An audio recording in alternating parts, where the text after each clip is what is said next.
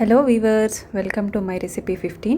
So ಇವತ್ತಿನ ನಮ್ಮ recipe ಬಂದು ಬೆಂಡೆಕಾಯಿ ಪಲ್ಯ ಮಾಡೋದು ಹೇಗೆ ಅಂತ ನೋಡೋಣ. ಕ್ವಿಕ್ ಆ್ಯಂಡ್ ಈಸಿ ರೆಸಿಪಿ ಇದು.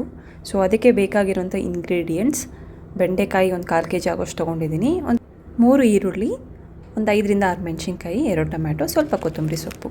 ಸೊ ಬೆಂಡೆಕಾಯನ್ನು ಸ್ಲೈಸಾಗಿ ಹಚ್ಚಿಟ್ಕೊಳ್ಳಿ.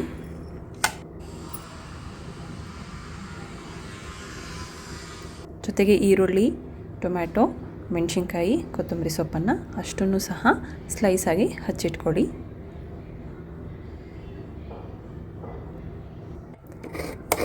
ಮೂರಿಂದ 4 ಟೇಬಲ್ ಸ್ಪೂನ್ ಆಗುವಷ್ಟು ಕಾಯಿ ತುರಿನ ತುರಿದಿಟ್ಕೊಂಡಿದ್ದೀನಿ.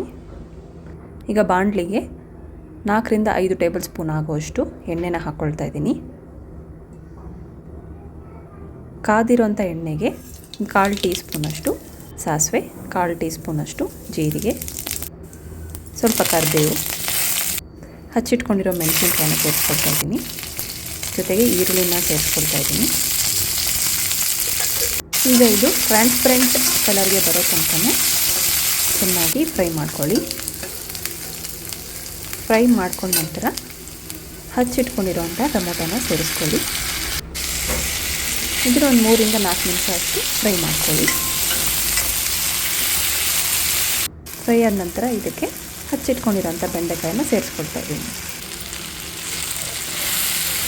ಚೆನ್ನಾಗಿ ಎಲ್ಲವೂ ಫ್ರೈ ಮಾಡ್ಕೊಳ್ಳಿ. ಈಗ ಮಿಕ್ಸ್ ಮಾಡ್ಕೊಳ್ಳಿ.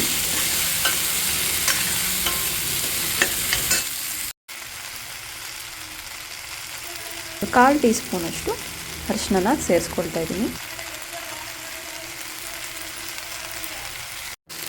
ರುಚಿಗೆ ತಕ್ಕಷ್ಟು ಉಪ್ಪನ್ನು ಹಾಕ್ಕೊಳ್ತಾ ಇದ್ದೀನಿ.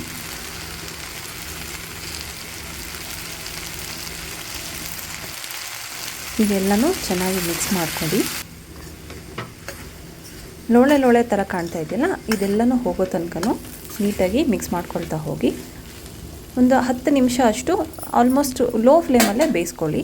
ಚೆನ್ನಾಗಿ ಕುಕ್ ಆಗುತ್ತೆ. ಈಗ ಇದಕ್ಕೆ ತುರಿದಿಟ್ಕೊಂಡಿರೋಂಥ ಕಾಯನ್ನು ಸೇರಿಸ್ಕೊಳ್ತಾ ಇದ್ದೀನಿ. ಸಿಂಪಲ್ಲಾಗಿ ಬೇಗ ಕ್ವಿಕ್ಕಾಗಿ ಕುಕ್ ಆಗುವಂಥ ಬೆಂಡೆಕಾಯಿ ಪಲ್ಯ ರೆಸಿಪಿ ಇದು. ಸೊ ಕೊನೆಯಲ್ಲಿ ಬೆಂದಾದಮೇಲೆ ಫೈನಲಾಗಿ ಕೊತ್ತಂಬರಿ ಸೊಪ್ಪನ್ನು ಸೇರಿಸ್ಕೊಳ್ತಾ ಇದ್ದೀನಿ. ಈ ರೆಸಿಪಿ ನಿಮಗೆ ಇಷ್ಟ ಆದಲ್ಲಿ ಇದನ್ನು ನೀವು ಸಹ ಟ್ರೈ ಮಾಡಿ ಕಮೆಂಟ್ ಬಾಕ್ಸಲ್ಲಿ ಹೇಗಿದೆ ಅಂತ ಟೇಸ್ಟನ್ನು ತಿಳಿಸಿ. ಥ್ಯಾಂಕ್ ಯು ಸೋ ಮಚ್ ವಿಡಿಯೋನ ನೋಡಿದ್ದಕ್ಕೆ. Please like, comment, share and subscribe.